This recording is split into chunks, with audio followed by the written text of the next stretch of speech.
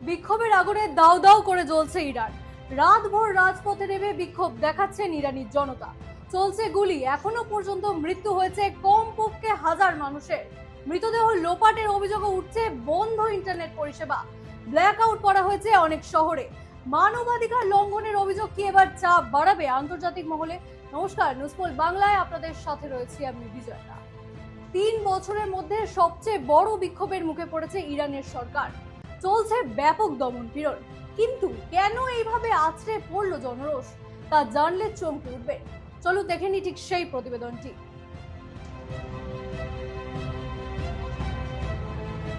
মূলত ইসলামিক অনুশাসনের বিরুদ্ধে সরব হয়েছেন ইরানি জনতা। পাশাপাশি মূল্যবৃদ্ধি, বেকারত্ব, পানীয় জলের সংকট, নারীর অমর্যাদার মতো বিষয়গুলি সামনে এসেছে।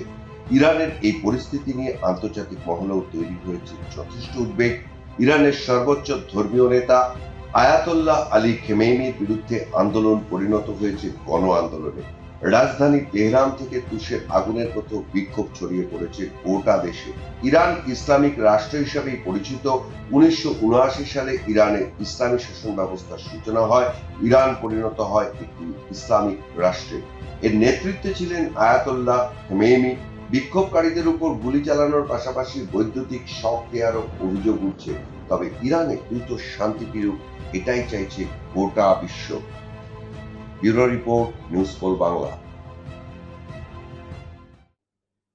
এখনকার মতন এই পর্যন্তই। সমস্ত খবর ও আপডেট জানতে চোখ থাকুক নিউজপোল বাংলায়। নিউজপোল বাংলা, খবর বিশ্বজুড়ে।